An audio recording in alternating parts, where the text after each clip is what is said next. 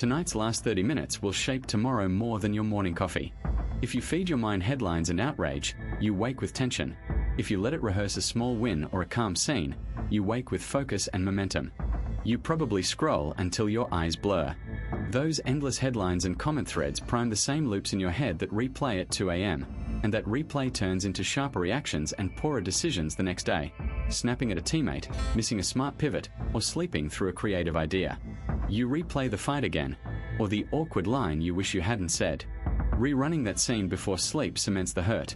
The brain practices the pain and wakes trained to avoid risks or freeze in the moment, which over months quietly reroutes relationships and opportunities. Some people tuck a notebook under the pillow instead. A 2-minute gratitude list, a quick mental run-through of the conversation you want to have tomorrow, or a short, calming story gives the brain a different rehearsal tape, and those tiny rehearsals stack into clearer choices and steadier mornings. This matters because small, repeatable inputs before sleep change what your mind practices while you're offline. Stick around and you'll hear simple, real swaps people use tonight that predictably nudge how they think, sleep, and act tomorrow. The quiet hour, how evening inputs set tomorrow's mind. When the last thing you look at before bed is a stream of urgent headlines or a looping argument in your head, your brain doesn't just switch off. Neurophysiological processes that support memory and emotion remain active as you drift, and whatever is most recent or most arousing tends to get on the priority list for consolidation during sleep, so that those images and feelings are more likely to be revisited and strengthened overnight. It can be small details, too. A line from a podcast, a sentence in an email, the melody you couldn't shake. Those get tagged as salient and are more likely to be replayed in reactivation cycles. If you end the night scrolling through social feeds, your nervous system is more likely to stay keyed to novelty and threat. Bright screens suppress melatonin production and delay sleep onset, and the content, snappy headlines, dramatic videos, feeds emotional arousal that carries into early sleep stages. Conversely, if you spend the hour reading dry technical material or rehearsing a speech, those neural networks get warmed up and often benefit from the brain's offline consolidation mechanisms, which can make recall sharper the next day.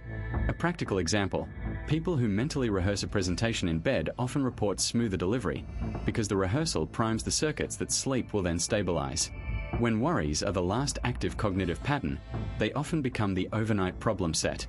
The brain uses sleep to sort and integrate, and rehearsal of concerns increases the likelihood that those worry circuits will be reinforced, making anxiety easier to access when you wake up. On the other hand, deliberate low-arousal activities, like reading neutral fiction or listening to calm, familiar music, tend to lower sympathetic activation and set a different emotional baseline, so mornings start with less reactivity. Dreams can also incorporate recent stimuli, so a tense conversation replayed before sleep might show up in fragmented ways rather than resolving the issue. Think about 2 typical bedtimes, one filled with doom scrolling and last-minute emails, and one spent jotting down a few notes and closing a paperback for 10 minutes. The first tends to prime a vigilant, scattered morning, because the overnight processes keep amplifying the salient stresses. The second often yields clearer priorities and steadier mood, since the night reinforced calmer patterns. Specific examples make this concrete. Athletes who practice skill sequences right before sleep often consolidate motor patterns better, while students who cram then fall asleep quickly can still lose the material if it was learned under high stress. The quiet hour doesn't erase whatever happened earlier in the day, but it does act like a final editor, nudging the brain towards certain memories and emotional tones that will shape how tomorrow begins. Repetition at dusk. Why small nightly habits grow big. Most people notice that whatever is fresh in their head at bedtime shows up the next day, and that's not coincidence but a function of how the brain consolidates memories as sleep begins. The hippocampus and related circuits replay recent experiences during slow-wave sleep, which strengthens the neural patterns you just practiced. So when you run vocabulary flashcards, recite a sales pitch, or mentally rehearse a guitar riff right before you sleep, those exact traces get extra reinforcement. A language learner who reviews new words on the couch and then goes straight to bed will often recall them more readily the next morning than someone who studies hours earlier. That small, predictable cue you perform every night quietly scaffolds habit formation. Repetition in a consistent context biases the brain's habit systems toward automation, because the same cue plus the same action reduces cognitive friction. Think of the person who always lays out running shoes and stretches by the lamp before bed. Over weeks the routine becomes easier to start the following day, simply because the mind has practiced the sequence at the same time and place. The consistency matters as much as the duration. Going to sleep with unresolved anger or rehearsed anxieties changes how the brain tags those memories emotionally. High arousal content tends to be prioritized during sleep-dependent processing, which is why replaying an argument can leave you more reactive at breakfast. Conversely, ending the night with a calm reflection or a short gratitude note gives your brain a milder, positive template to work on. The content you feed it, negative replay versus measured reflection, shifts the emotional weight the brain carries forward. Light, screens, and last-minute inputs alter what your brain chooses to strengthen overnight. Bright screens suppress melatonin and change sleep architecture, which in turn affects the consolidation window. Scrolling through social feeds adds emotionally charged material that the brain may tag as important. Athletes and performers exploit the same mechanism in a different way. A brief, focused visualization of a movement or routine just before sleep can enhance motor consolidation, so the body improves without more waking practice. Small nightly choices stack, and over time they steer skills, moods, and habits in clear directions. Emotional residue. What you feel before sleep becomes you. Lying awake replaying an argument, you can feel how that tension settles into your chest and refuses to let the night be neutral. The emotions you carry into sleep change what your brain prioritizes during the night. When anger or anxiety spikes right before bed, the brain tags those memories and feelings as important, and sleep doesn't erase them so much as refile them. That tagging steers how dreams form and which memories get strengthened. A quick example.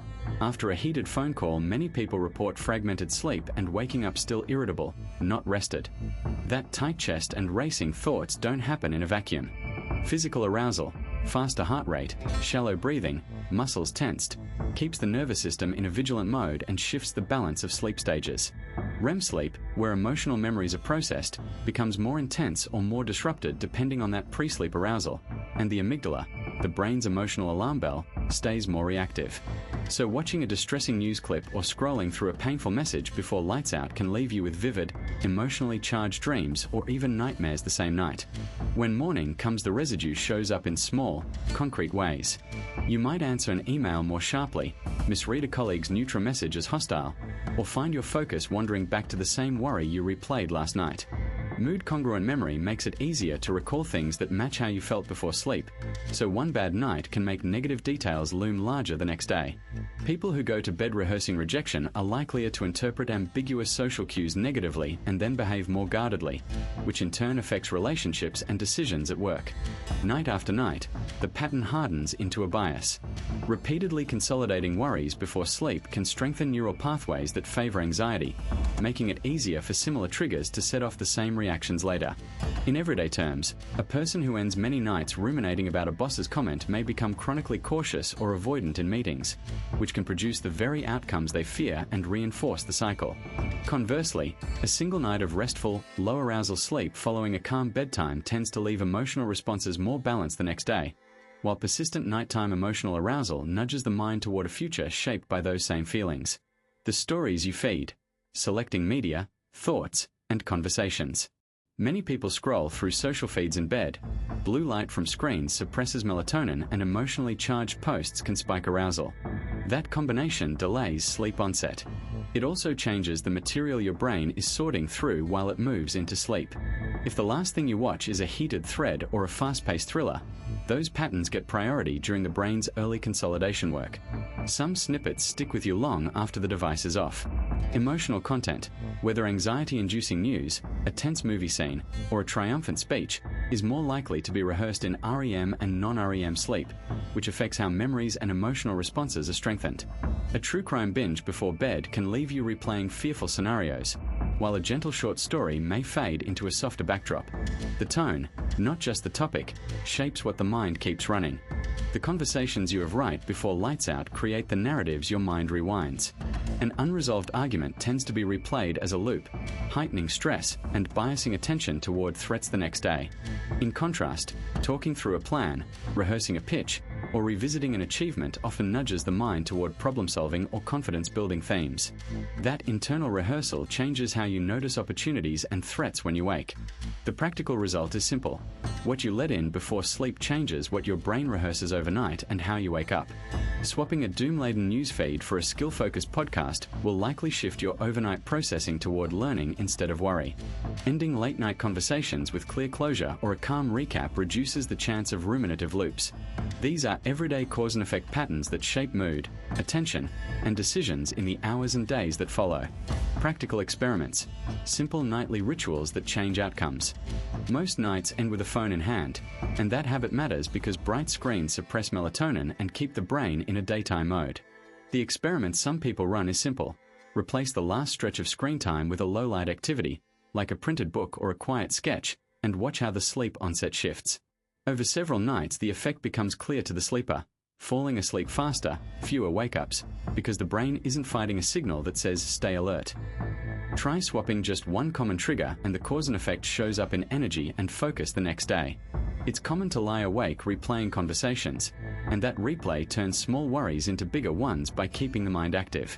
A hands-on experiment here is expressive journaling before bed. Writing a short paragraph about what's bothering you and then a quick note about one concrete next step often calms the loop. People report fewer intrusive thoughts and a lighter morning because putting thoughts on paper offloads the mental checklist and narrows what the brain keeps rehearsing during the night. The mechanism is straightforward. Written closure reduces cognitive churn, and quieter sleep lets memory processes work without interruption. Performance anxiety feels personal, but the role of rehearsal is not. Practice before sleep changes how skills consolidate because sleep supports memory consolidation. Rehearsing mentally or physically shortly before bed nudges the brain to prioritize that information. Musicians who play a tricky passage and then run it through their mind before lights out often notice cleaner runs the next day. The practical experiment is low-tech. Perform a short focused run, then close your eyes and vividly replay the exact sensations for a few minutes. The cause and effect is tangible. Targeted rehearsal feeds sleep-based consolidation, and small nightly repetitions stack into measurable gains. Scent and simple cues create surprising leverage because sensory associations formed during waking can be re-triggered later to strengthen learning. Research has shown that pairing a neutral odor with study and reintroducing that odor during sleep can improve recall. The idea is to give the sleeping brain a signal tied to the daytime learning. Some people try a tiny ritual. Study vocabulary with a specific tea scent nearby, place the same scent in the bedroom, and then test recall the next morning. The other side of this is intention setting. Jotting a single, concrete next step for the morning reduces decision friction and raises the chance of follow-through. Combined, subtle sensory cues plus one clear plan create a chain. Focused input before sleep, reinforcement during sleep, and an easier start the next day. Ever lie there replaying the last thing you saw before sleep? What you absorb in those minutes: anger-provoking headlines, a soothing podcast, a quick text from a friend, a chapter of a book, nudges how your brain files the day, what it rehearses overnight, and the small decisions you make the next morning. It really does change the shape of your day. You know how mornings feel after a doom scroll. After that late-night feed, you're more reactive in conversations, more likely to pick the easy, defensive choice at work, because your mind practiced worry instead of calm. Swap in a quiet story or a few deep breaths and your brain practices solutions, not stress. That difference shows up in how you behave. It feels strange to think one tiny habit before bed can steer a week. Small swaps: switching off news 30 minutes before lights out, reading a single page, playing a low-key playlist, start a chain reaction. Better sleep, clearer thinking, kinder choices.